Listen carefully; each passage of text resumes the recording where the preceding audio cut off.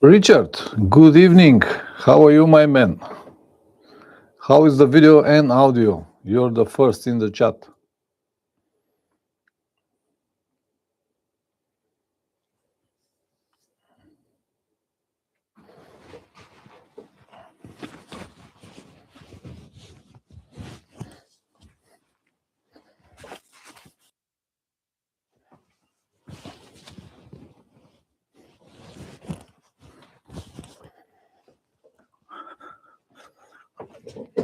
All right.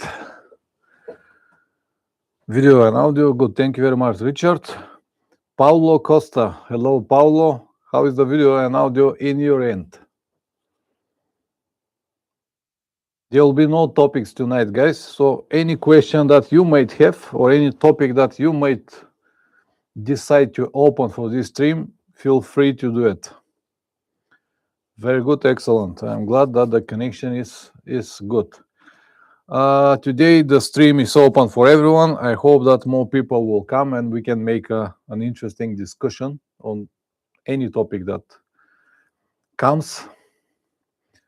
So yeah, I can see 5 people now, but only 2 in the chat. Please introduce yourself, because the only way for me to see who I'm talking about is the chat down there. You can see me, I cannot see you. Like a one-way connection. Traveler Valve service this week, $350 euros for everything. Although Valve sell in the specs. Good to know. How many miles you have, Richard, now on the Himalayan?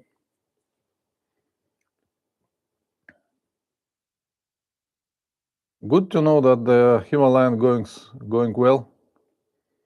10,000. Yeah, 10,000 kilometers. We shouldn't expect any changes, but good to know. Was it difficult, or you don't have access to the garage? I mean, the whole procedure of checking the valves in the Himalayan. Cold Feet 84. Hi, Pavlin. Mick from England. Hello, Mick from England. How are you doing? Another 18,000 miles before the next valve service. Easy access. Okay, good to know. Easy access and not that expensive. And also good to know that the valves are still in the specifications. 10,000 kilometers, which is like 6,000 miles, something like that. Guys, any questions, any topics, go ahead. I am here because of you.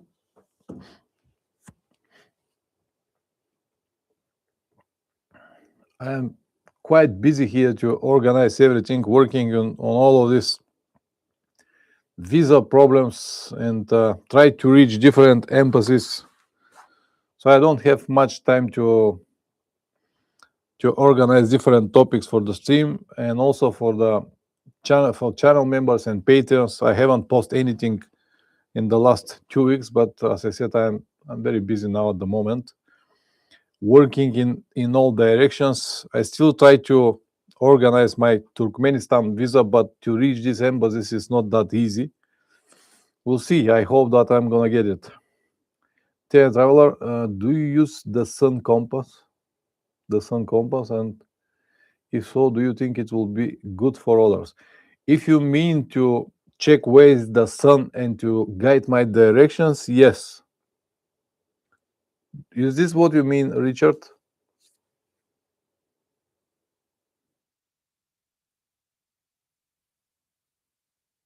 Yeah, I use it all the time. All the time. While I write, I know where is the sun. As you know, the sun always comes from the east and goes to the west. So it's a really good direction while you write. Does not cost anything, does not need any electronics, just a guidance while you write. And I use it all the time.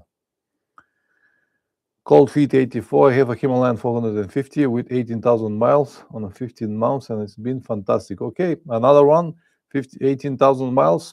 Good to know. No problem so far. It looks like the Himalayan will be a quality machine. At least this is what we have seen so far. I hope it will hold like this for the future.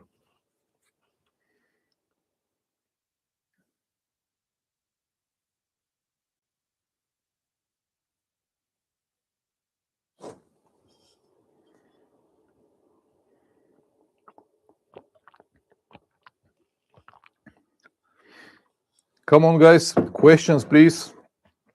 I can see 8 people on the chat. On the counter in the chat, only 3 people.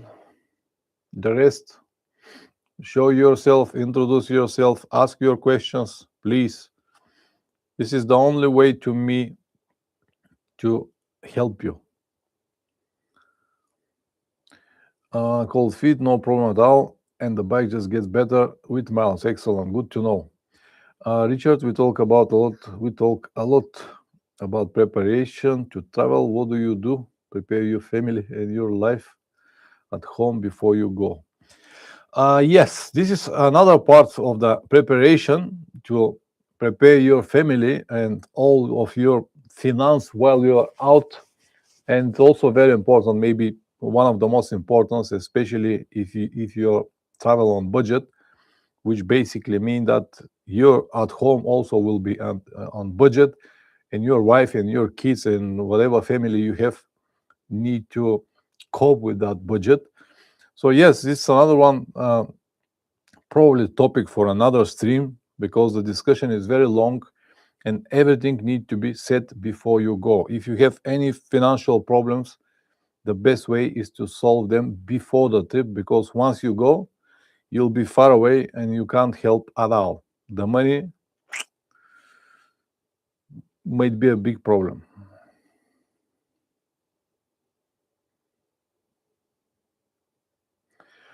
And what I have to say, you have to have very understandable half or wife, if I can say it this way. When I travel, my wife always tried to do everything alone without even bother me with the normal things that we discuss when I'm here, because she know that I'm away. I cannot do much. I can send money here and there, but she also know that I will need money on the road, and that's why we try to set a system before I go, so to be clear what we can and what we cannot do. But yeah, we can discuss it another time.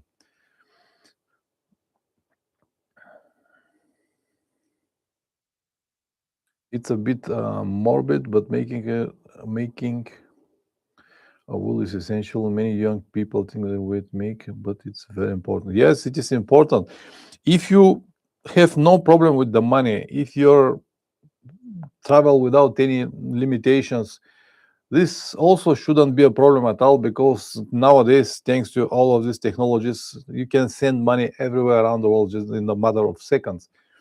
But still, it's an important topic to discuss, especially for older people like me and you, Richard, and maybe older than us. The weather now here getting better and better. Today was like 18 degrees, and now it's easy to ride, man. Easy to ride. Everything changed. I cannot wait. I still have one more month before I go, but I just cannot wait. I just need to go.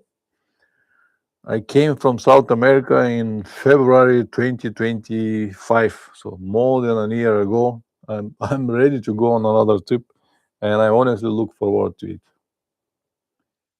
Come on, guys. I cannot see any questions here. Please go ahead.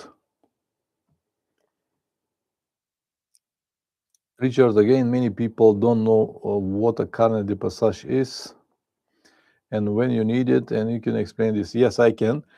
Carnet de Passage is basically like a visa for your motorcycle. There are 3 different ways to enter a country. When the country is, let's say, part of European Union, you don't need anything. You need only your passport or your ID and the title of your motorcycle. But if you go to a country that is not part of European Union, you have two different options. The first is a temporary import declaration. So basically on the border, you receive a big sheet like this size, in which you have to complete with your motorcycle details, your VIN number, engine number, title, and everything, and then described when exactly you plan to visit the country and when you're gonna leave the country. And this is basically a declaration that's saying that you're not gonna sell the motorcycle in the country. This is temporary import declaration. And the third option, which is required from some countries like India, Pakistan, Nepal, Bangladesh, Iran, Japan, and many more countries, is Carnet du Passage, which is basically the same as temporary import, but it is issued by your country, your authorities. You have to ask for it in your authorities, and they will give you a specific folder with all of these different sheets with your documents and stuff like that. It's a little bit more expensive, and you have to pay deposit, which is usually based on the price of your motorcycle. So this is temporary import and Carnet du Passage. Carnet du Passage is like a visa for your motorcycle for some specific countries. Not everywhere, but some countries need it. Paulo Costa, I haven't prepared any question, but I am thinking going to the Alps this year. Any suggestions? I know you've been there. Yeah, I've been to the Alps many times. Everything that I discussed in my videos, any preparations or any luggage, anything, it's the same everywhere, Paulo Costa. It doesn't matter do you go into the Alps or you're going to the end of the world. The preparation is preparation, and everything is the same. So I cannot really say anything except keep riding, keep smiling, and enjoy your trip around the Alps. It's a beautiful place, a bit more expensive than I can afford at the moment, but I don't know what is your situation. Svani 3013, hello, how are you? Cold Feet 84, what do you do, Pavel, if your family wanted to stop traveling for months at time? If my family wanted me to stop traveling for a month at time, I'm not sure that I understand the question correctly. Can you ask me again, Cold Feet 84? What do you mean by this? Do you, do you mean what I am gonna do if my family asks me to stop traveling? Is this what you're asking? Richard, how does the value of the bike affect the cost of the Carnet? Are they expensive? Yes, the value of the bike affect directly the cost of the Carnet. The more expensive is the motorcycle, the more expensive is gonna be your Carnet du Passage, because you basically pay a deposit based on the price of your motorcycle. If you have a motorcycle that costs 30,000 euros, you have to pay, I don't know what was the ratio, what exactly you have to pay, but it will be much more compared to the motorcycle that costs 5,000 euros, because your government basically guaranteed that you're not going to sell your motorcycle abroad. And the only way they can do it is if they hold some kind of deposit from you, just to be sure that you will come back with the motorcycle, and then the deposit will be released. But it will definitely affect the price 100%. Ambient, how to get better wind protection on the Tenere 700. I'm very close to selling it just because of the lack of it. Seat comfort, I have done 43,000 kilometers in 3 years. I'm thinking of switching to Africa Twin Tracer 9 GT. Oof. I don't know how to answer this question because I don't have any wind protection on my Tenere 700. I rode it for more than 90,000 kilometers as it is from the stock. The only screen that it has is the stock windscreen. Yeah, it has some buffeting, but at the end, it is a motorcycle. I don't think that you can do much. You can put maybe a taller windscreen, some deflectors, but they all work somehow, but never perfect. You will always have some kind of different wind. So I never worry about it. Seat comfort, I also don't have any problem with the seat. I only have a 3D mesh on my seat, and I'm fine with it. But everyone is different. You already done 43,000 kilometers, and switching to Africa Twin, I don't think that you'll feel much more comfortable in Africa Twin. Maybe a little bit, but you will have also some negatives with this model because it's a bit more heavy, a bit more soft. Tracer 9 GT, this is completely different motorcycle. I don't know. Try them and you'll decide it. But nothing I can say. Cold Feet 84.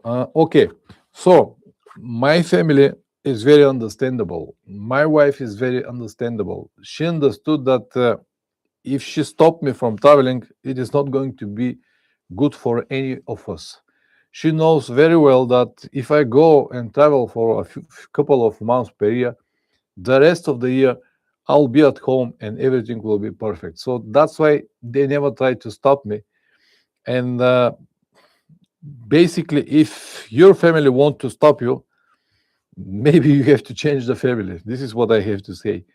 I'm not saying that you should, but if they don't understand your passion, if they don't understand what you like and enjoy, then there is no real reason to stay with them.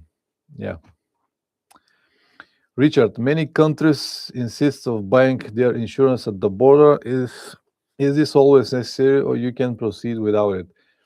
If they insist on the border, you can't go without it. You have to buy it definitely. It is important.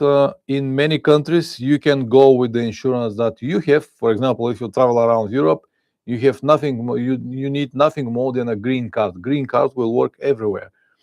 But then in some countries that are outside of Europe, like for example Kosovo, you'll be asked to make another insurance, or different countries, different regulations. But if you are asked at the border, you definitely cannot go without it. This is one point. Will they ask you? I don't know. They might let you go, and later to find out that you ride without insurance. We had this problem in South America. We had our international insurances from Colombia, and we never been asked about it in Venezuela, in Brazil, in Argentina. But finally, when we reach Uruguay, we learned that we cannot cross to Uruguay with this insurance. We need a different type of insurance made in Argentina or in Uruguay. But because it was the 31st of December, we haven't got the possibility to make it, and we were forced to avoid this country because we haven't got insurances. That's why insurances are a little bit complicated topic, and they should be checked in advance. Now, for example, I made my Russian visa, and they never asked me to do any insurance until they gave me the visa.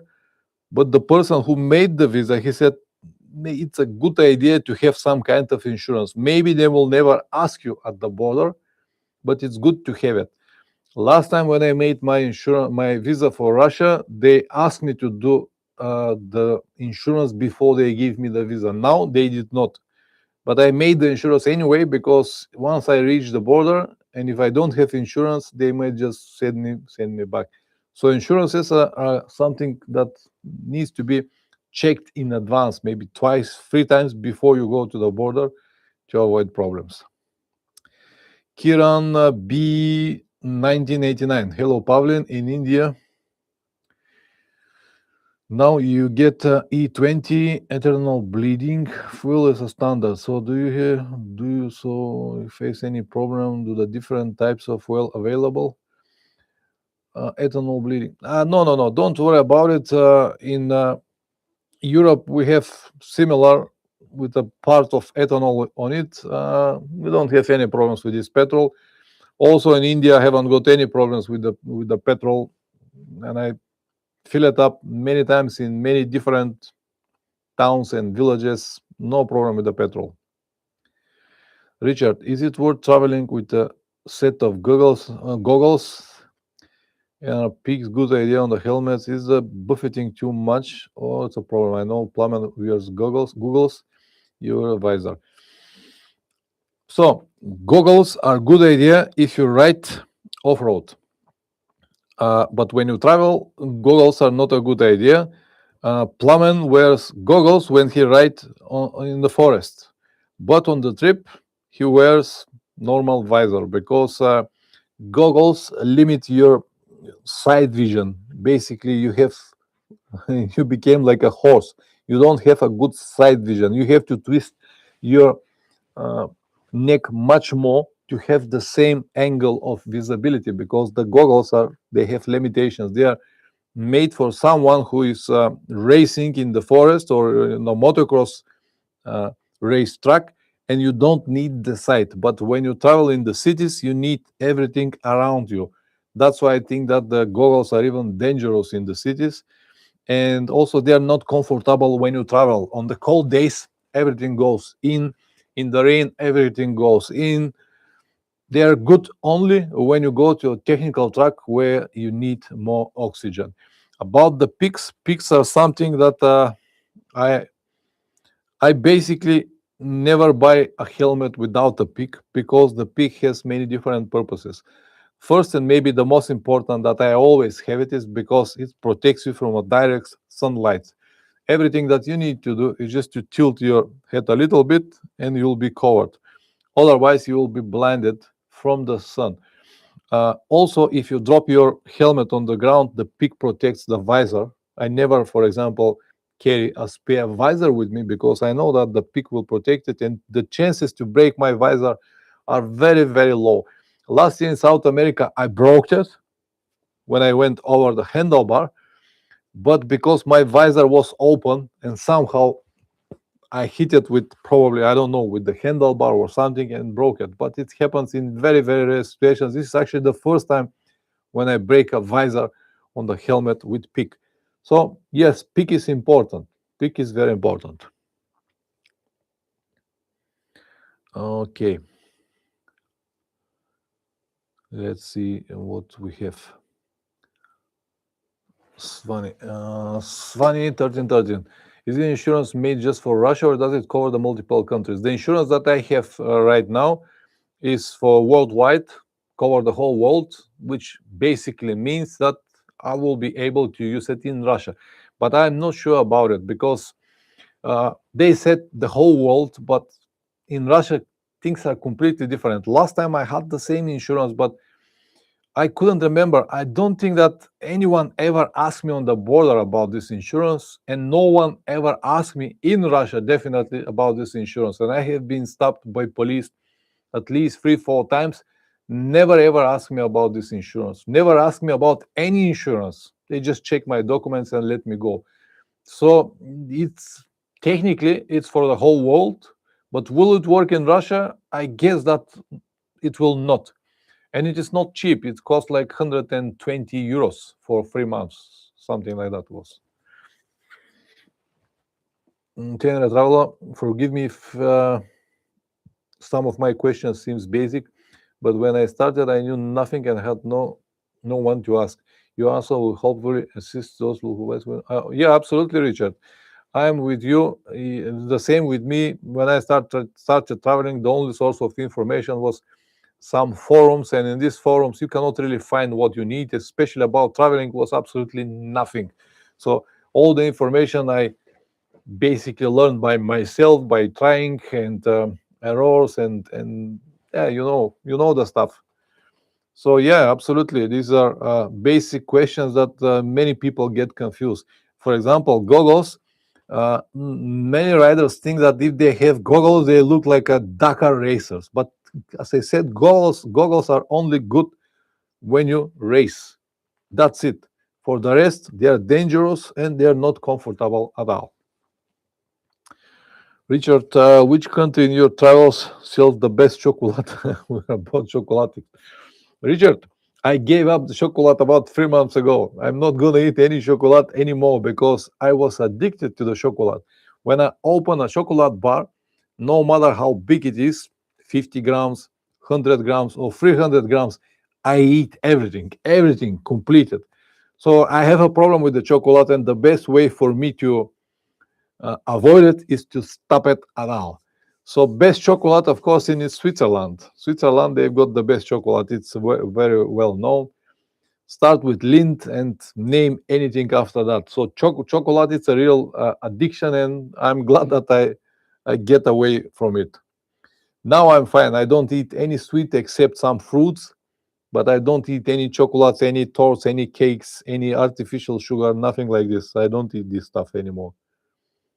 I eat fruits, but not that many. For example, every morning I have a shake with yogurt and banana inside, but that's about everything. I still eat honey, but just like a 1 spoon per day, something like this. Okay, Kiran, BMW launched the 450 GS twin cylinder, printed, priced in India, 5,000 euro. It will be manufactured at TVS Motors BMW. Give it to. I will definitely try it when I have this chance. A friend of mine tried this motorcycle and he was very impressed with the features and the weight of this motorcycle. If they sell it for 5,000 euros, yeah, it will be very good price in India. But here in Europe, I don't think that it will be less than 8 or 9,000 euros. It might be a good option for many, but as usual, we have to wait at least a couple of years to see how the model is going, what are the problems, is there any problems, what will be the reliability on this motorcycle. So even if I like it, or if you like it, my advice is just don't touch it for now, for at least 2-3 years, to see what will be the real feedback from real owners, not from the magazines, not from the paid test rides. And test rides usually say nothing. When you ride the motorcycle for a couple of hours, you can't just decide it, is it good or not, because you only share your personal experience at that moment, but you won't be able to know much about the model. It's still better than nothing, but not much. Paulo Costa loves chocolates, now he eats sardines. Yeah, better option of sardines, yeah. Svani, yeah, definitely I cannot give up the eggs. Eggs are one of my main sources of food. I eat eggs every day, even on the trips, as you know. I love them very much. Yeah, Dorin Mihaila. Hi, Dorian from Romania, 57 beginner. My first bike, it will be BMW F450 GS. Whoa, you jumping straight into the BMW. Lucky you. Enjoy your motorcycle, and yeah, I hope that you will share your experience in one of the next streams here on YouTube. Travel proper handguards are worth putting on your bike and replacing soft plastic ones. Can you explain why? Yes, handguards, they have many different purposes. First, it's obvious to protect your hands in the case you hit something, maybe a branch or something, but they also protect from the cold days, and also they protect your brake and clutch levers if you drop the motorcycle. That's why it's a good idea to have a proper handguards with the aluminum frames, or at least very thick plastic frames, but not the original stock that are very fragile, and when you drop the motorcycle they break immediately. The best option is with aluminum frames, tough handguards. They can help you a lot, as I said, to protect you from the wind. And when you use, for example, heated grips, a combination with heated grips and proper handguards protects your hands very well in the cold days. Svani 1313, when you say XR, when they say eggs are bad for you, high cholesterol and such, I point them to your videos when you plan and eat Volcan. This is another topic for another video. Don't worry about your cholesterol. If you like eggs, eat them without any problems. I eat every single day 5 eggs from years, and my cholesterol is in the normal levels. Don't worry about it. It's a bullshit. Ambient. Have you used a Garmin XT2? If yes, do you recommend Michelin roads? No, I don't use a Garmin navigation system. From years, I used paper maps and a telephone when I need a specific address, so I cannot tell you anything about this model, sorry. Cold Feet 84, the magazine people will not give bad reviews because the manufacturers will not let them to. Yeah, absolutely, yeah. That's why I said wait for a real owner's reviews, and if possible, at least 10, maybe 50,000 kilometers, because I have seen many reviews now, just like first 1,000 kilometers or 3,000 miles, but this is basically nothing. You don't know nothing. So, for example, when CF Moto 450 became more popular, let's say 2 years ago, there were thousands of different reviews on this model on YouTube, and all of them were under 10,000 kilometers. And there were one guy who made a long-term review on 10,000 kilometers, and 10,000 kilometers are not a long term. It is nothing. It is basically nothing. If you go on one trip, you will have more kilometers than this guy tried to prove with his long-term review. That's why good idea to wait 2 3 years and see a real owner's review, at least 30 50,000 kilometers. Then we know something. Now, for example, the Himalaya 450 already have more than enough good reviews and good feedbacks. For example, Richard and now another one person here share their experience with the model and mileage 10,000, 18,000 miles and more. And more people discuss it, and it looks like it's a good model. But right from the beginning, no one knows what it will be. That's why it's always a good idea to wait. Dorian Katz. Hi, Pavlin. I really hope to meet you one day and chat about your personal adventures. I'm Polish and I just moved from UK to Sofia, so I hope my odds went a little bit higher. Meet you one. Yeah, absolutely. Come to Varna. We're gonna meet each other and discuss anything you like. Kiran, any thoughts on the future of electric motorcycles for touring? When you will see such a reality coming? When will you see its reality in the coming years? Electric motorcycles, probably this is the future and something that we cannot avoid because the whole agenda going in this direction. Do I like it? I think they are good fun. They have a good torque and maybe some features that are enjoyable.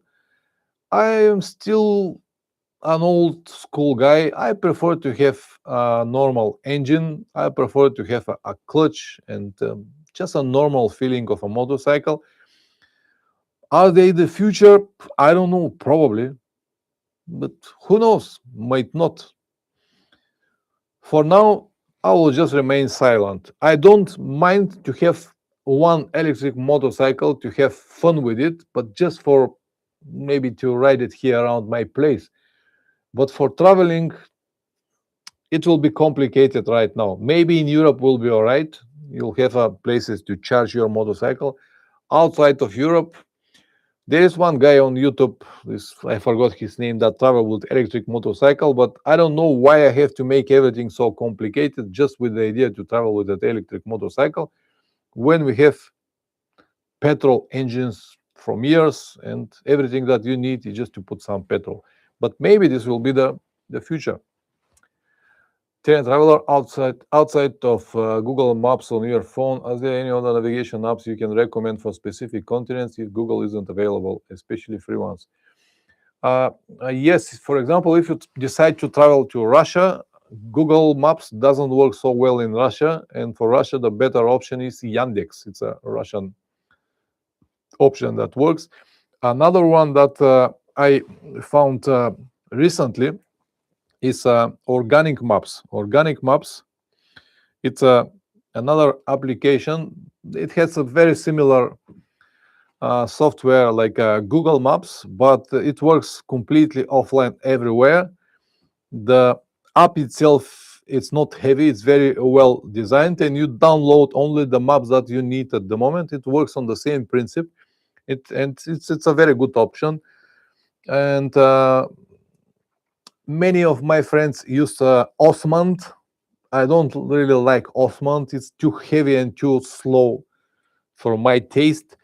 But probably I'm not the best guy for this option. Now at the moment on my telephone I have Google Maps and organic maps. That's it. That's everything that I have, and that's everything that I'm going to use now on my trip to Central Asia. As you know, now I have this CarPlay on my motorcycle, and when I need a specific address, I can always type it on my telephone and I will see it on my CarPlay device while I ride. Paulo Costa, bye everybody and good night. Thank you very much for coming, Paulo. See you next time. Do I use Overlander? No, I don't use it. I don't use it. My route app. I don't know anything about this app. I'm not an app guy, guys. I just don't mind all of these things. I prefer to have a paper map, to be guided from the paper maps, and Google Maps only when I reach a specific town and I need to get to specific address. Yeah, I don't know. Check it. If it's good, it's good. Nothing more to say.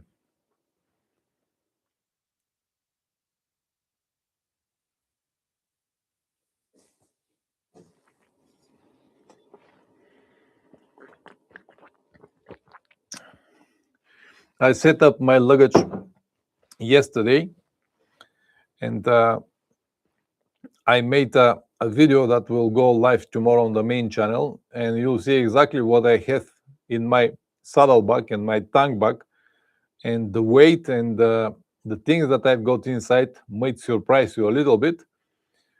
But yeah, watch the video tomorrow if you have time. Okay. Is the CarPlay device in your phone is economical with the battery? CarPlay device use my phone battery, but the last time when I used it, when I was in Serbia and Bosnia, I got like 10, almost 11 hours with one battery, and it was still not finished. And I used it on purpose for the whole day just to see how long or how much the battery will last. So it lasted more than 10 hours. So it is definitely use the battery of the phone, but not that bad. I expect, or I have been told that it will be faster. Someone even wrote the comments that it will finish the battery for a couple of hours, but it is not like that. It lasted, as I said, more than 10 hours. More than 10 hours, and I used it on purpose all the time. But during my trips, I'm not going to use it like that. I'm going to use it, as I said, only when I reach a big town and when I need a specific address, so a couple of minutes or hours, no more than this. So the battery is not a problem at all.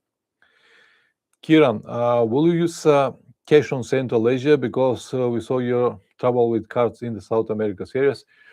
Now in Central Asia, I guess that will be much more different than the last time I was there 11 years ago. 11 years ago, I brought all of my money in cash because the cards back in the days meant nothing in Central Asia.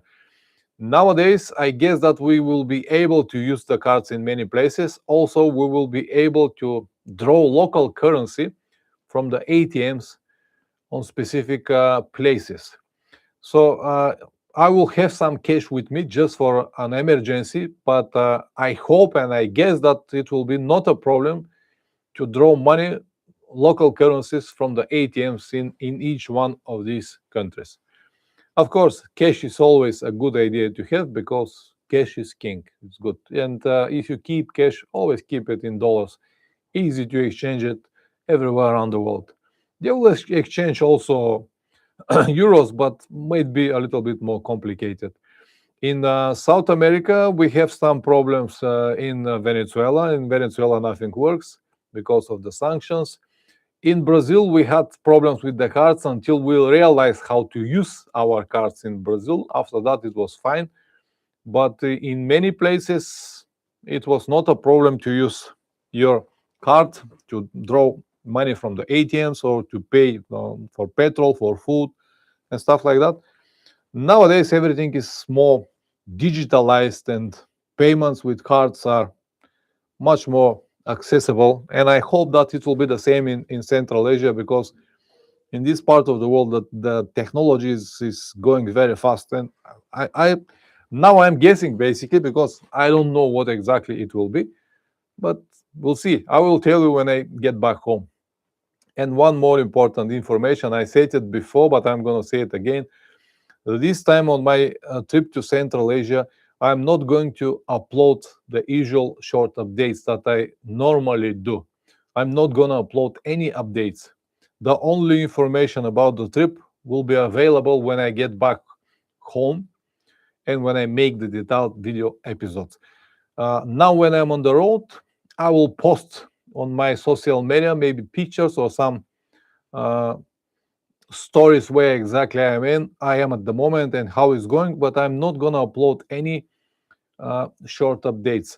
I will do it only for my Patreons. For my Patreons, I will post at least 2 free videos per week with my current progress, where I am at the moment, what is the situation, what are our plans for the next few days. I will keep them updated, and this will be one of the ways to say hello and thank you to all of my patrons that supporting my channel for many years, and also easiest way for me to continue traveling without need to worry about videos every single day or every few days.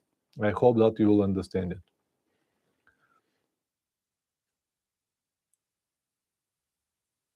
All right. What video editing software do I use? Adobe Premiere Pro. This is what I use at the moment, and I used it from already, I don't know, 5-6 years. Cold feet. Do you ever have any problems with the bike running when it's some of these world contests? With the bike running when in some of these world countries. If you mean the technical condition of the bike, I had some small technical problems, but nothing so major to stop me from traveling. If you mean technical situations, if you mean problem with people, I had never got any problems with people around the world. Even the countries that are considered very dangerous are in reality are not dangerous at all. So if you ask me a little bit more specific, I can give you a little bit more specific answer. Cold feet 84.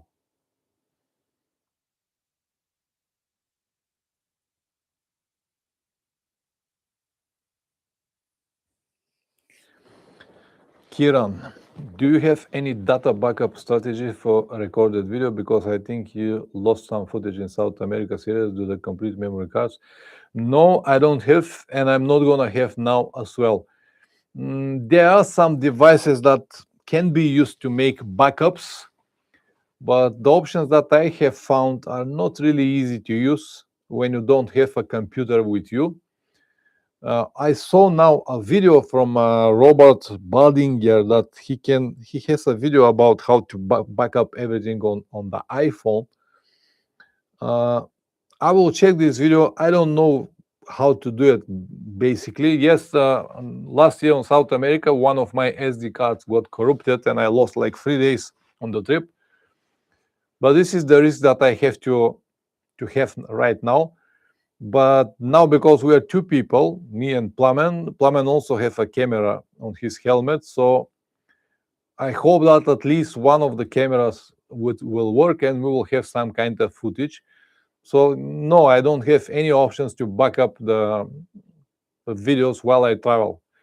And it's not that easy, if you understand what I mean. Richard, I never travel without a beanie head or sun cap. I can keep heat on my hot cold. I'm usually fine. Surprising how affects everything for me. The same for me. I never go without my hat. Without a hat, I feel like a naked. And it's a good option to have it, especially in the hot area with the direct sunlight, especially when you don't have much hair. Like me and you, Richard, better is to have a hat. You mean I mean does the cheap fuel make the bike run roughly? No, no, no, no, no, not a problem at all. It you might hear it that the motorcycle has some problems of running with the bad fuel, but nothing really so bad to stop you from traveling.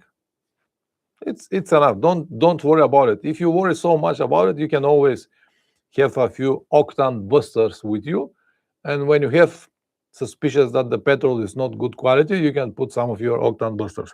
Or if you experience some problems with the engine. Dorian Kids, since I'm here now around Sofia, I'm starting to plan my first trip in Bulgaria. Any places that you could please recommend that I will definitely have to go to see? Uh, I have a whole playlist with videos from Bulgaria. Let me find it now, and I'm gonna post it here. Beautiful places around Bulgaria. Let me just find it, and I'll share it with you. Let me see where it was. Bulgaria. Mm, Romania, Bulgaria. Here we go. I'll post it now here for you. Watch it when you have time. And enjoy your trip around Bulgaria. Thank you very much for coming tonight, Richard. Thank you very much for being a supporter of my channel from a long time. Send my regards to Lina and see you next time. Ciao. Yeah. All right, guys. I will give you 10 more minutes. If you have any questions, go ahead. If not, we're going to end the stream here. Next week, the stream will be only for Patreons and channel members. I don't know the topic yet, but until the next week, I hope that I will have more information on my visa's progress. Joe, wait, 9532 here. Pavlin, can you drop a link in the description for the phone holder you use for navigation? I don't have any phone holder for navigation anymore because now I use a CarPlay device, but I will try to give you the link. Just a second to find it.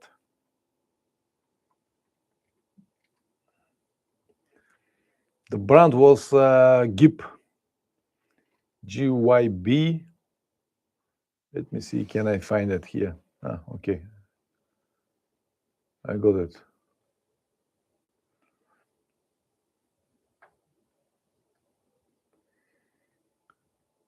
This is the device that I used before, not anymore, but it was very simple device. You can find it in Amazon, you can find it in AliExpress. Work great, it's tough enough. You just need to find a way to mount it properly on your motorcycle because the extensions that it has are a little bit more fragile. In my situations, I mounted directly to the holder that I have. Okay, Kiran, after your trip, please make a separate video on your expenses and wrote about overall journey experience. Yes, I will definitely make videos about that, Kiran. When I get back home, I will make a detailed video. What is the current situation, how much it costs, and how to do it, and everything that I've done before. So yeah, this will definitely come. But as I said, detailed video episodes only when I get back home. No short updates, nothing like this. Maybe Facebook on Instagram posts, Telegram posts here and there, but not videos. Of course, I will keep posting videos on the main channel once per week on the Motorcycle Adventures channel, different topics, and I'm gonna do it from the road, non-edited videos, but they will be not really connected to the trip itself. It will be different topics as we discussed as usual. Cold feet, enjoyed tonight, Pavlin. Been watching your channel for a long time and very enjoyable. So good night, Pavlin. Thank you very much for coming tonight. And thank you very much to all of you guys. I'm gonna end the stream here now. I'm sure that you have some more interesting things to do in Sunday evening. Take care, keep smiling, keep riding, and see you in the next one.